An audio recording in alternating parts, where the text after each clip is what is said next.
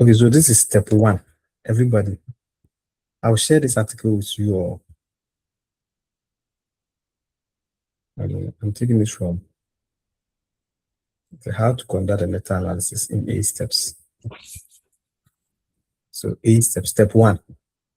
So in step one, I mean, we are not going to use all the 8 steps here, and it's not necessary. But I'm just going to take you through the 8 steps, and then I'll tell you the sections that I want each and every one to write.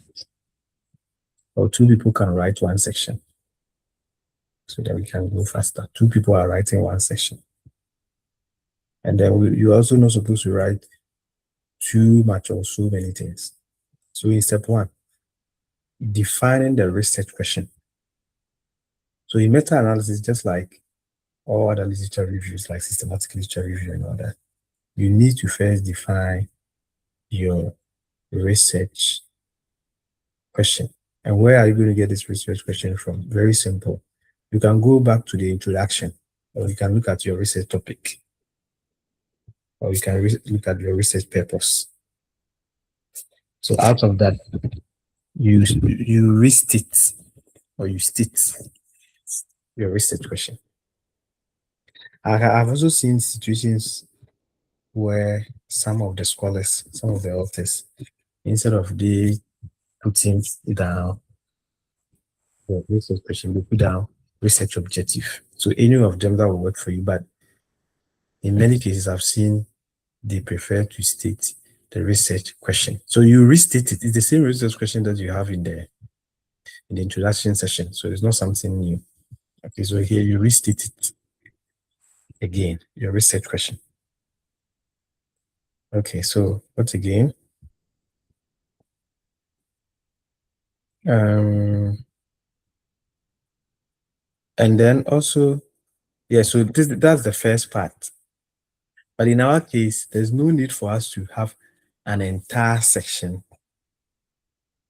having a whole 1 section for defining the research question. We don't need that. Okay, so we will combine, and I'll take you to the paper that we were using is it last year? Did I say last year? I think so, last year or early this year, that we're using to write the meta-analysis on the PPP and then other topics. I'll open that article soon. So we'll combine the define the research question and then the next step, which is the search for articles. And we'll call the 2 steps or the 2 sections as we call that one search strategy, your search strategy. So within your search strategy, you will define the research question. You restate your research question. Just restate it. Even if you don't know the research question, you can just look at the topic and just come up with a research question out of that. Any research question. And normally it is preferable that you just use only 1 question to guide you. Don't use so many research questions, because if you use so many research questions in meta-analysis, the whole thing becomes counterproductive. Unless you have so many things that you want to investigate. So the best thing is always go with 1 research question. Okay, so after that, now you come to the search itself. In trying to do the search, just like how we have done it for systematic literature review, you need to, out of the research question, you need to come up with what we call the keywords. Keywords.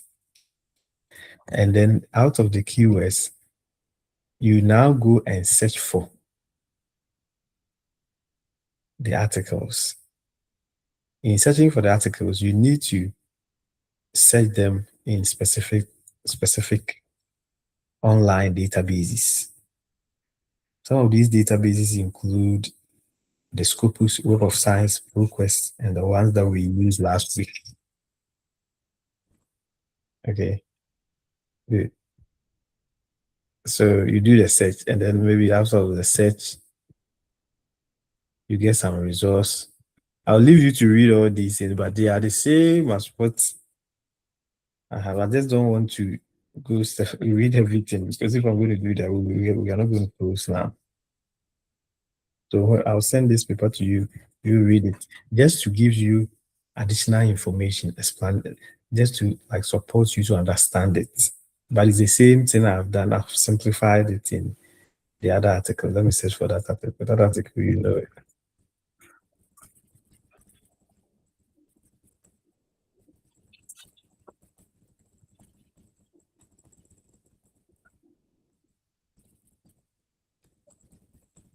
It's the same thing that I did. It's the same.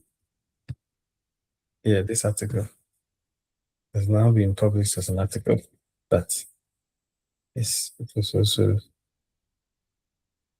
yeah, the same. You go through this article.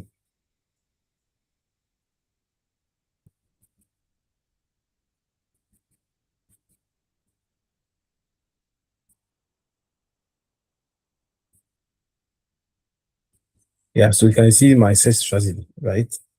So I have simplified it. The two steps. So I started by saying that a meta-analysis was completed in this study, which is a statistical analysis of literature. Conduct a meta-analysis review. The research question that was raised was, what are the mitigating strategies on climate change in the construction sector, stemming from the research aim? From this, the following keywords were formulated and applied in the search. So these were the keywords. A comprehensive search of articles in databases. So now the next step is the databases. Scopus Web of Science, Progress, PubMed, Google Scholar. Followed, which produced 439 articles from all the databases. Multiple databases were used to aid a thorough search of the relevant for the study. Yeah, so something. So it's just the two steps, what combined and simplified. Mm. So you can read and then get. So yeah, that's the first step. So this section, I think two people should be able to write this, and don't write more than 200 words. 200 words are too many, please. So I'm going to nominate Benjamin and Noah. You people should write the set strategy.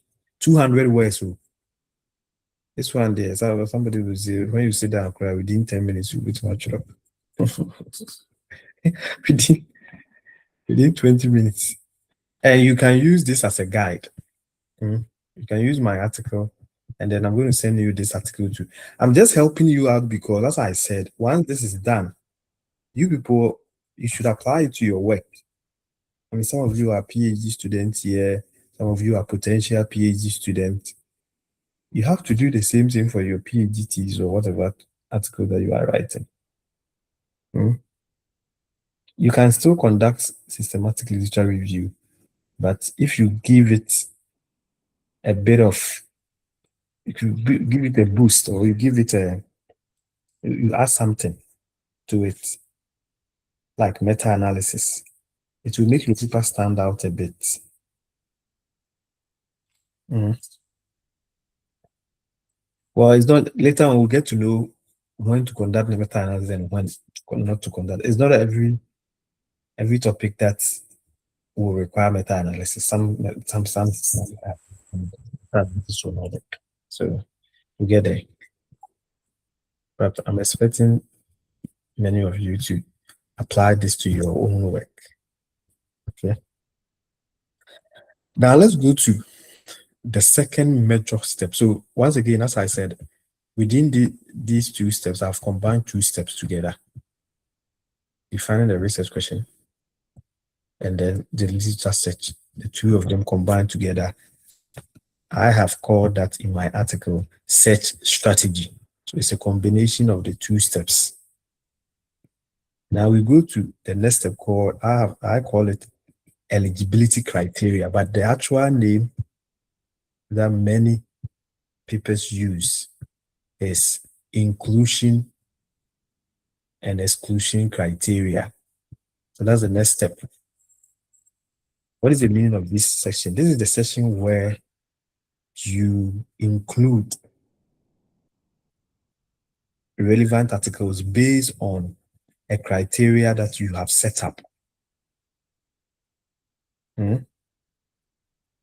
A criteria that you have set up.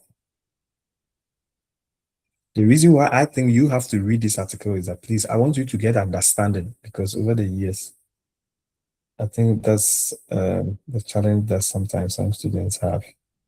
Try to get the understanding yourself and use it for your articles. So I'll send this paper to all of you. Please read this paper. Very important, because they have given the steps. I really like their steps. They have given explanations and examples and blah, blah, blah. So here you come up with a criteria. So what are the criteria to include or exclude articles? One, you can talk about the general type. The general type, I would say document type. Is it a book? Is it a book chapter? Is it a journal article? Is it a conference paper? So specify that. Which one do you want to include, and which one do you want to exclude? Do you want to retain only journal articles and exclude the rest, or what? Number two, talk about the source type. Where is the document coming from? Is it coming from a book? Is it coming from a journal? Which ones do you want to retain, and which ones do you want to exclude? That's two. Three, you can also use the year. The year can also be a criteria upon which you can include or exclude articles. For a topic which many people have published articles on, like a topic like something like what? Let's take something like construction costs, or time management in construction management, or risk management. Some of these topics, people have written thousands of articles.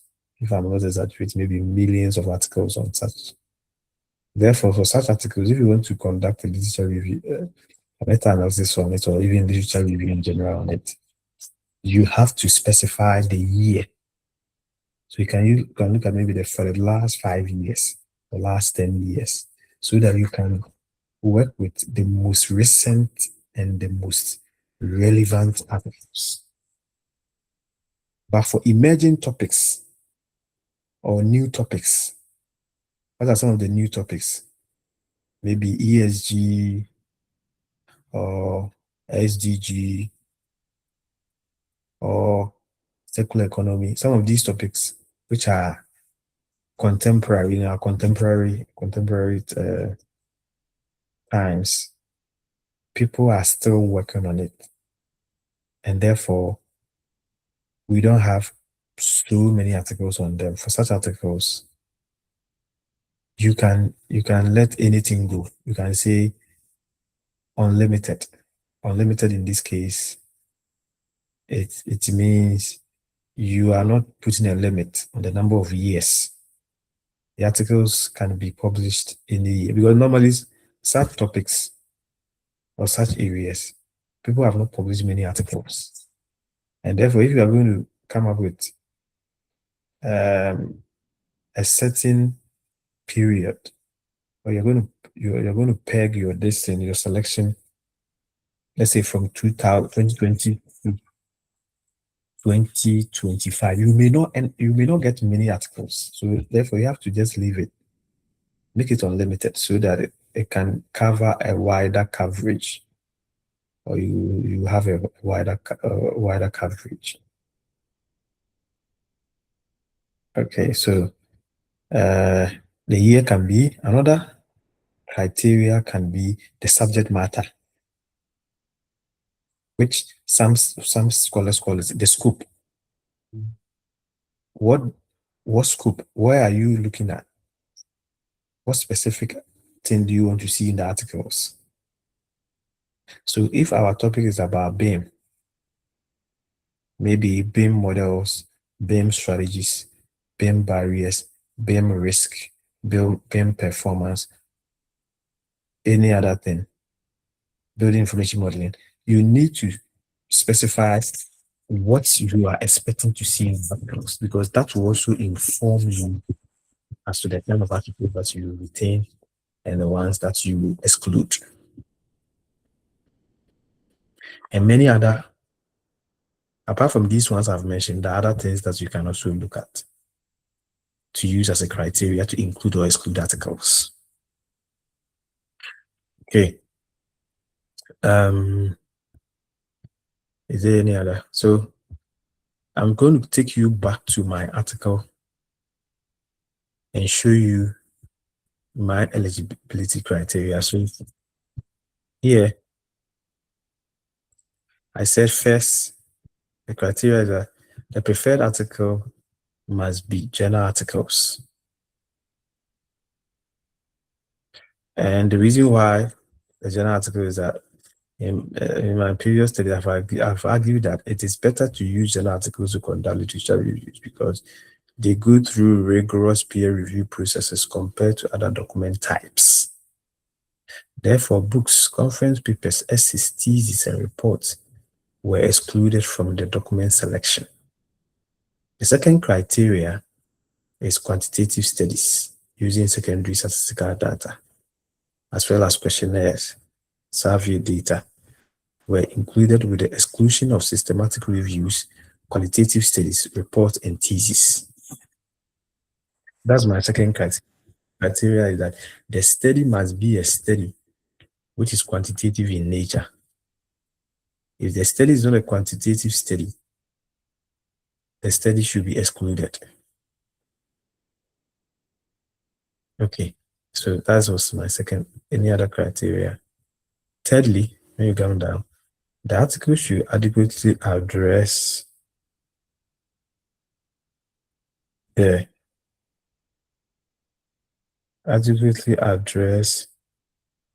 research question on the mitigation strategies about climate change in the construction industry. So that was my third one. Please, are we okay? So that was, I said 3 criteria. But as I mentioned, you can set more than 3. It could be 4, it could be 5. It could even be 2 or even 1, depending on what you are basing on to select your articles. The question here is, can you be biased? Yes, you as the scholar, you are allowed to be biased as to the kind of criteria that you set, but just that the criteria that you set must be reasonable within the scholarly or the scientific community or within the scholarly literature.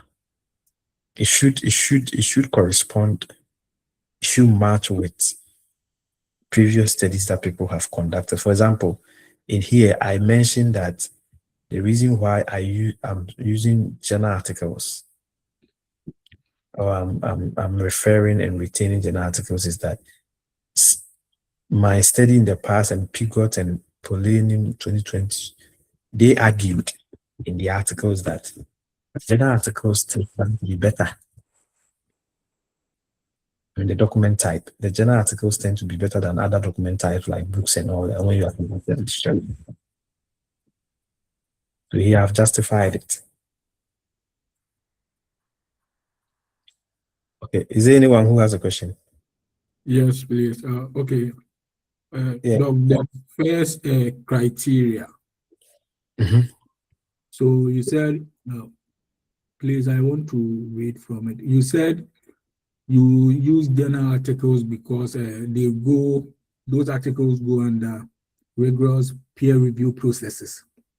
Yes. And you reference your previous article and then other papers work. So in your previous article, when you made that argument, did you reference any other paper?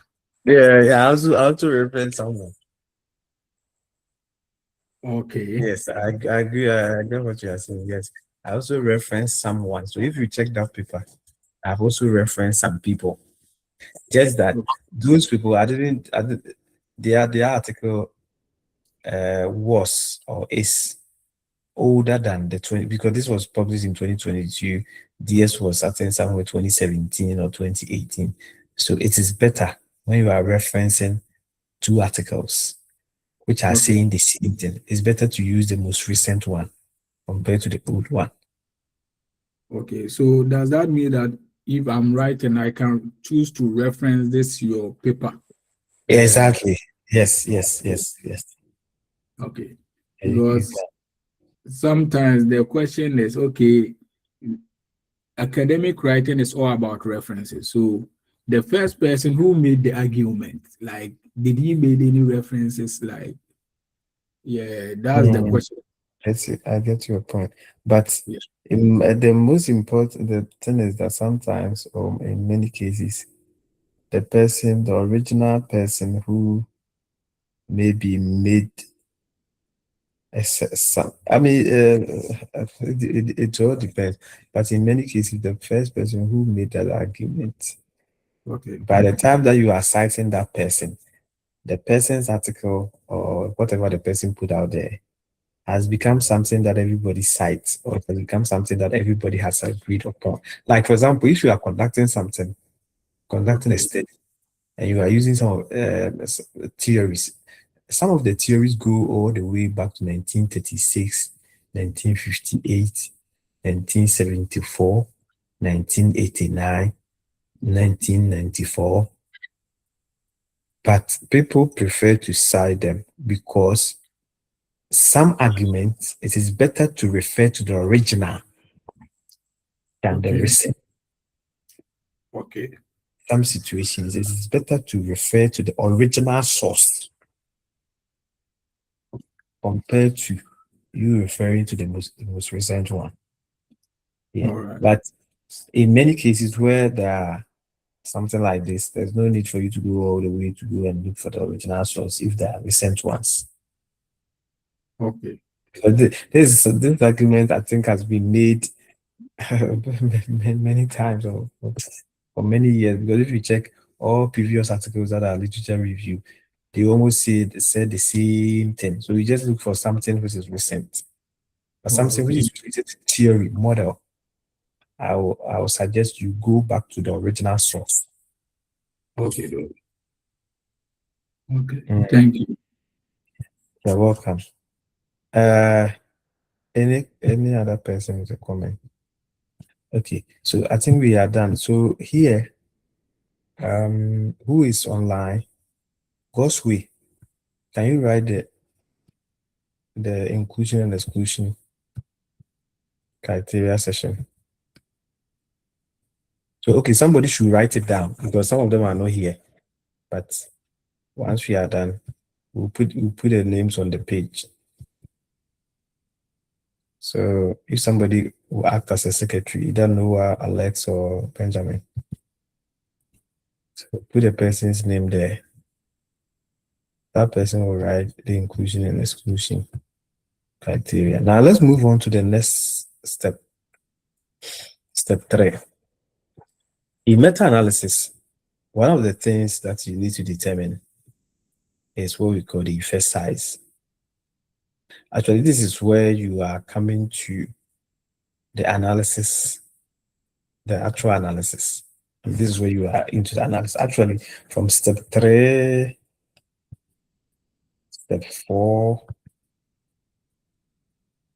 yeah, step 4. Let me check step 5. Step 5, step 6,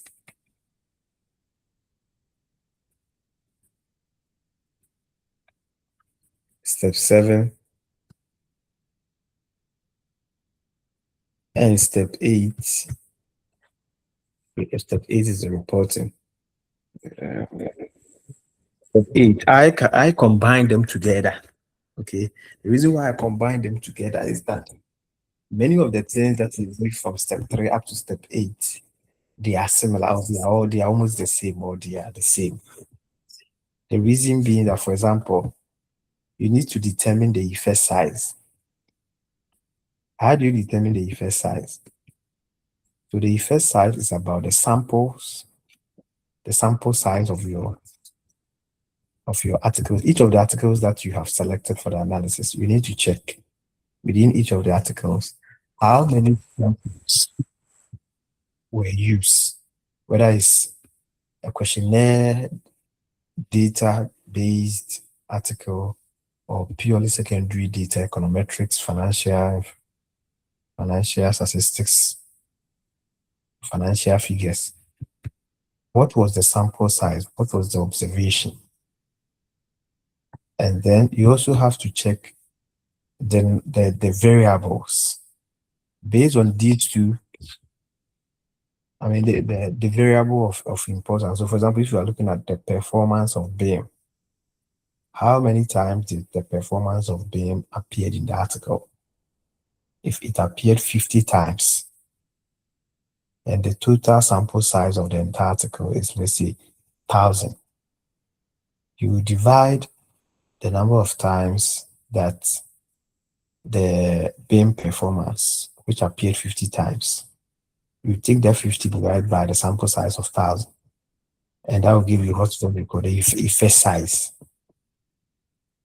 Okay, this is just one simple way of practicing effect size, but later on we'll learn more about the effect size. Okay, so yes, the choice of effect size measure. Within here, read about what is the meaning of effect size. What are the types of effect size? So please read. Okay. And also another thing is that from step 3 up to step 7, the analysis will be done in a software. That's why I choose to combine all the 6 or 5 steps together. Because when you put your data set into the software, it can generate the effect size for you. It can get you the regression, which we will see very soon. And then under statistical analysis, the t-test, the t-statistic, correlation coefficient, and all that. When you put them into the software, it can generate that result for you. So yeah, so the effect size, conversion of effect size to a common measure. Read about that. And then choice of analytical method use. So here, after knowing the effect size, but okay, so before you know the effect size, there's something I didn't say. Before you know the effect size, the question is, where do you even get information to compute this? So go back to your article, go back to the methodology section, and pick the sample size of each of them. So for example, if you have 15 articles that you are using for the meta-analysis, each of the 15 articles, check the sample size of each of the 15 articles. Then 2, check the variable of importance. Also extract it from, or take it from the article and compile it. I don't know, let me check. I used to have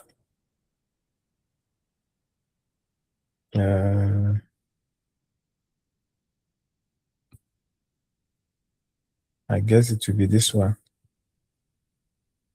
I just want to show you the data set, how it looks like. Yeah. So something like this. This is what I'm talking about. Okay. The event, which is the variable, and the sample size. So here I have 13 articles, as you can see on the left-hand side. Factors identified within each of the articles. The sample sizes. Based on this, I computed the effect size. But the other ways by which you can compute effect size. So what this means is that if I open Article 1, for example, the factors of climate change management strategies, they appeared 5 times in Article 1. The sample size of Article 1 is 60.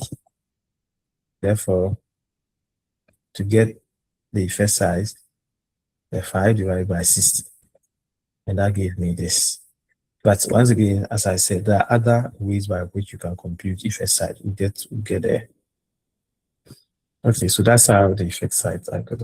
Then the choice of analytical method. So here you can choose what analytical method are you going to use. These are the types. You can use what we call the univariate meta-analysis. You can use the meta-regression. Regression will come in. Univariate will come in with coefficients, to come in with t-statistic, p-values. The regression, we have meta-analytical structural equation modeling. So there is a form of structural equation modeling with meta-analysis too. And then finally, qualitative meta-analysis. This is increasingly becoming common. The qualitative meta-analysis is where an aspect of your study will present a normal systematic literature review, and an aspect of it will present meta-analysis, which I think that's what we are trying to do as far as this evening article is concerned. Combining the quantitative pattern. While the first 3 are quantitative, the latter summarize qualitative findings, as I've just explained. Say table 1 summarize the key categories. Okay, let's go and check table 1.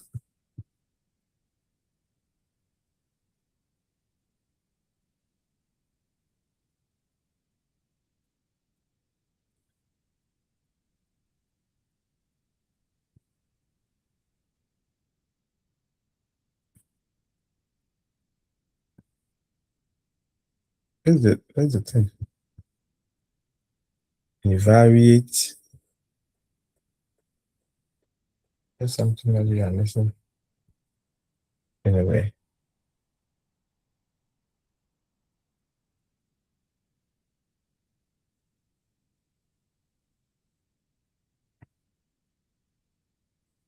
Oh yes, maybe something you are missing. Okay, so it's not being shown properly. Because of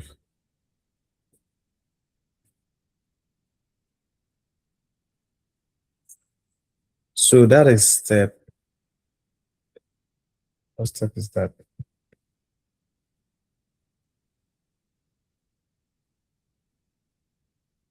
Okay, good. So each of the steps they have explained it. That's the method. The 3 or 4 methods. So we have the univariate meta-analysis. They have explained that. So these are the types of meta-analysis. So everybody should know the meta-analysis. We have different types. The one which I mentioned has become common, and even the one that I used to write this paper is more qualitative meta-analysis. Why? Because an aspect of it, everything is not 100% quantitative. An aspect of it try to explain the information that was used. So we have the univariate meta-analysis. That's the one. Then we have the meta-regression, which combines regression, ordinary least squares, structural equation modeling, where there's dependent and independent variables analyzed. And then we have the meta-analytical structural equation modeling. It is a bit more advanced. And then finally, we have the qualitative meta-analysis. So these are the 4 types of meta-analysis. Now, the next step is the choice of software. So this is important. So once again, I added this one to step 3. The choice of software is what software are you using to analyze the data? So we have different types of software. We have Refman. We have Jamovi. So those of you who were here last year, what I introduced you to is Jamovi. Jamovi. And that's what I'm going to use. So everybody download this software called Jamovi. Jamovi. That's what we are going to use. The reason why I want us to use this one because this one is free. Have free access to it. The other ones, like Revman and all that, you have to subscribe and pay money. Yeah. Okay, so these are the software. The 5 is about the software. You can even use SPSS. Yes, there's an aspect of SPSS that can be used for meta-analysis. There's an aspect of Starter,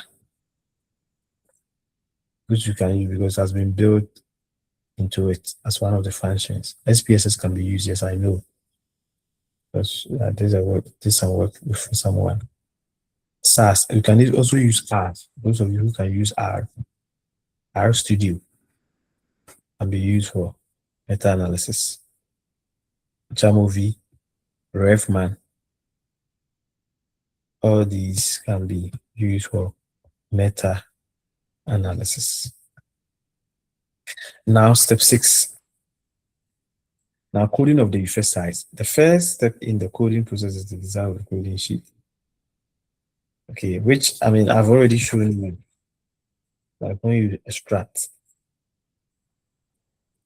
And this, we also go through this once we extract the important information. I'll go through this with you. Getting the standard error, the variance, the weight, the effect size. You do that. We shall do.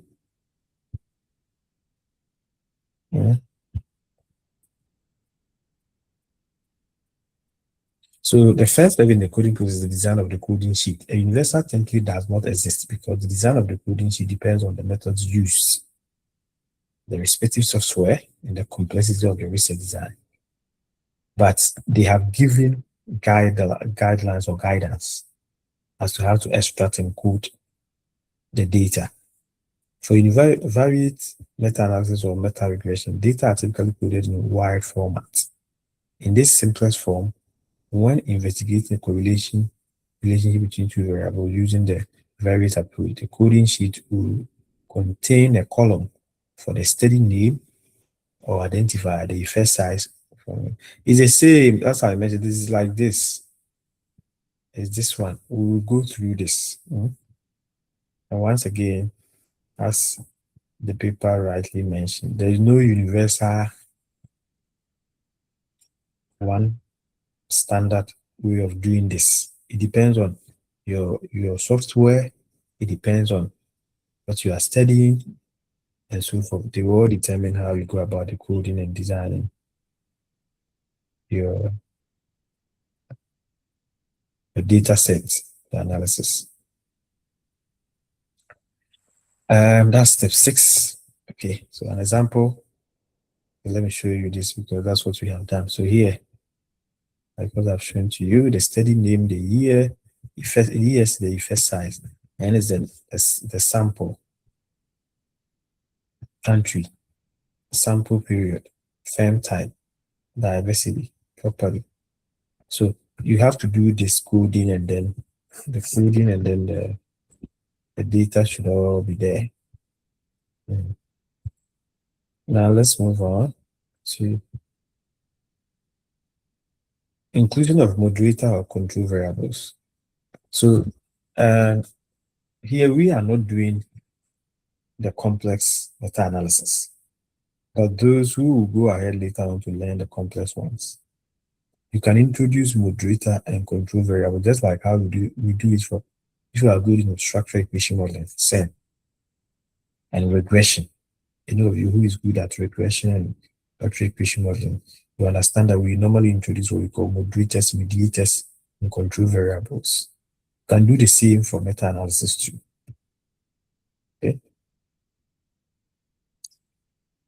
Now, treatment of multiple effect size in a study. So if you have many effect size or multiple effect size, how do you treat them? That has also been explained here. Now, step 7. It's analyze outlier, analyze and test for multiplication bias. Okay, so this is part of the result. This part, you are not the one who will do this. Let the software run this for you and get the results. Because once you run the data in the software, you get to know the outliers and then the publication bias using what we call the funnel. Funnel is like, kerosene. In Ghana, we have some kerosene.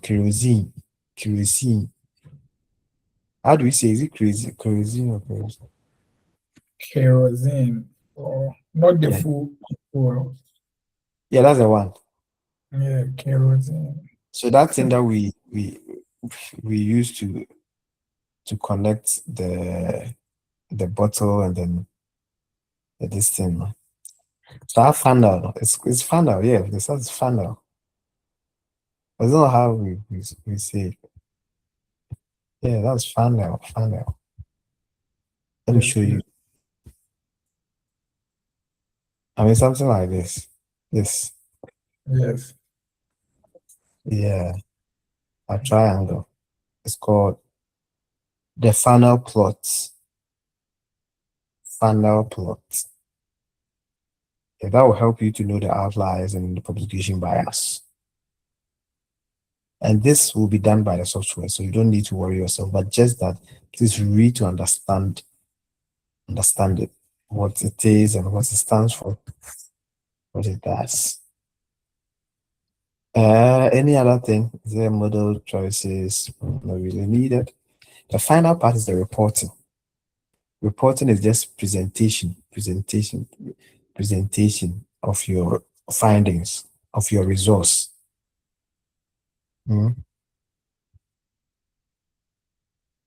So it's saying that most importantly, all steps in methodological decision should be comprehensible to the reader. Yes. So for our paper to sell, for people to like our paper, every section that I've given to everyone, please make sure you write and you write it well. Okay, so this last part, I think I'll give it to Alex rather. Alex, you do the step 3. Step 3. All right. I'll write step 4. I'll write step 3, and then you, Alex, write step 4. Okay. Yes, I will do step 3, which is about the selection of the articles. I'll do that because I will go through the Excel sheet that you guys are going to send to me. Then I'll select the article and I'll write about it.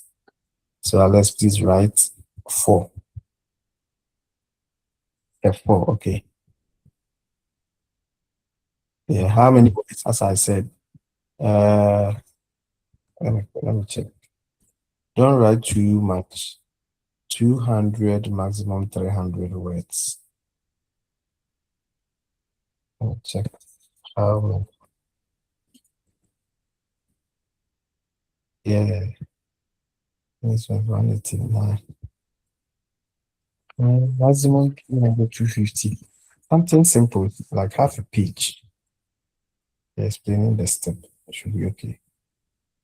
I don't want to give one person all the section because it will be too much, and then we are all busy now. We'll not get time to be writing, but as if everybody is writing something small, something little, that would be good. Okay, so that's it for the meta-analysis. Any question?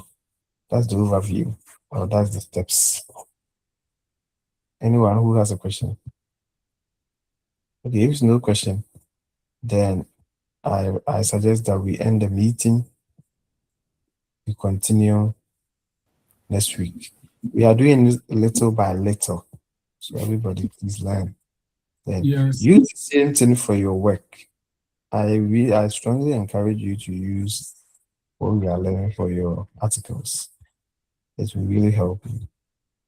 Yes, Noah, do you want to say something? Yes, the other time when you were searching for the articles on Scopus and Web of Science, you mentioned some criteria, which I didn't. I wanted to know the person who noted that we should only use general articles, maybe English, those kind of selection criteria. I want to know the person who noted the points. I don't know, because I told someone to put the thing down. Elvis, yes, Elvis put them on the page. So contact Elvis. Okay. Elvis, Yeah, no one. were you the one who noted those points the other time? Yeah, I sent it on the page. I think he put it on page. Oh, okay. Yes, he did. Okay. So if anything, you can contact me then. We talk about it. Okay. Okay. So I will share my work to you after the meeting, immediately after the meeting, so that maybe we will continue with the methodology part, the one with 200 words. Yeah. Okay. So Benjamin, I will hit you in the evening, maybe tomorrow. Yeah, tomorrow. Okay, thank you, everyone. Yes, So today is Alex's birthday. Happy birthday to you, senior. Yeah, less. Happy birthday. No, thank you. Thank you. Thank you very much. Yeah, I didn't know. Happy birthday. Oh, thank you, Doc. Yeah, enjoy the blessings. All right. Thank Yeah, you. and your party plan are you.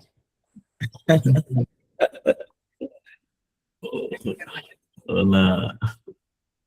Okay. And